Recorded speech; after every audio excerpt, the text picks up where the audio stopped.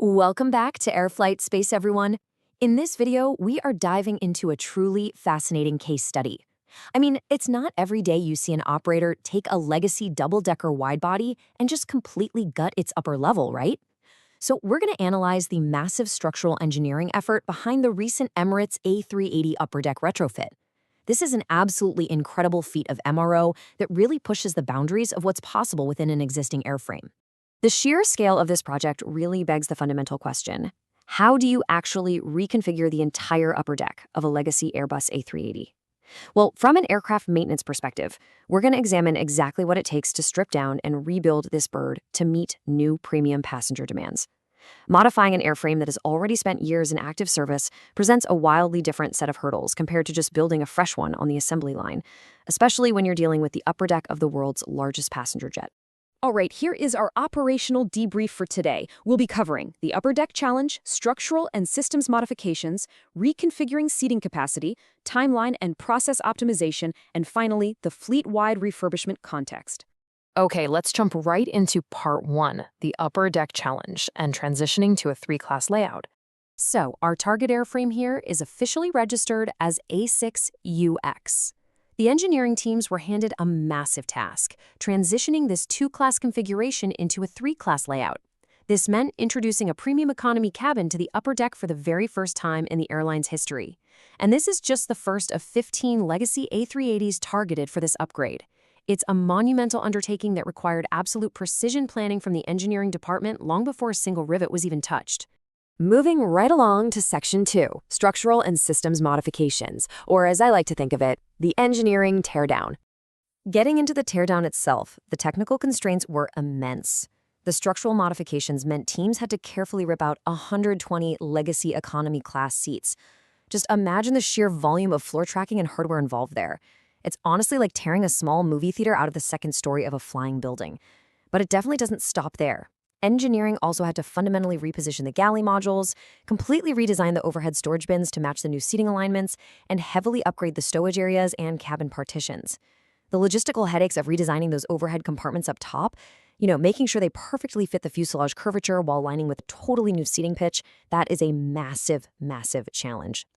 And obviously, beyond just the furnishings, integrating these new modules required some seriously complex logistical planning to modify the underlying electrical and plumbing systems. Because, let's face it, you can't just slide a galley module a few feet down the cabin without completely rerouting the plumbing infrastructure beneath the floorboards. The same goes for moving those partitions and installing the new premium seats. It means extensive electrical system rewiring throughout the overhead and floor structures just to support the new in-flight entertainment and power demands. All right, Section 3, reconfiguring seating capacity and looking at this new premium focus. So, all that intense structural teardown and system rewiring, it was all done to achieve a very specific commercial outcome. The absolute centerpiece of this retrofit is the installation of 56 brand new premium economy seats. This represents a massive product shift for the airline's upper deck, heavily prioritizing high-yield passenger comfort over sheer seat density. This new layout features those 56 premium seats arranged in a spacious 2-3-2 configuration. That is a huge step up from the dense, economy-focused layout it replaces. But honestly, what's truly impressive from an engineering optimization standpoint is that they didn't just add premium economy. No, they also managed to safely squeeze in 18 additional business class seats up there on the upper deck, taking the total business class count to 76. Pretty wild, right? This brings us to a crucial final metric. The total passenger capacity per aircraft actually dropped from 615 down to 569 seats to accommodate this shift. The airline is actively choosing to fly fewer people on this giant aircraft. Why? Because they're banking on the fact that those 569 passengers will generate higher overall yields thanks to this heavily upgraded cabin product. Next up, Section 4, timeline and process optimization, and how they are accelerating these turnarounds. Now, as maintenance experts, we all know turnaround time is everything. Every single day a widebody sits in an MRO facility is a day it is not out there generating revenue. The initial A380 required a full 2 months in the hangar to complete this teardown and rebuild. That's a huge block of heavy maintenance time.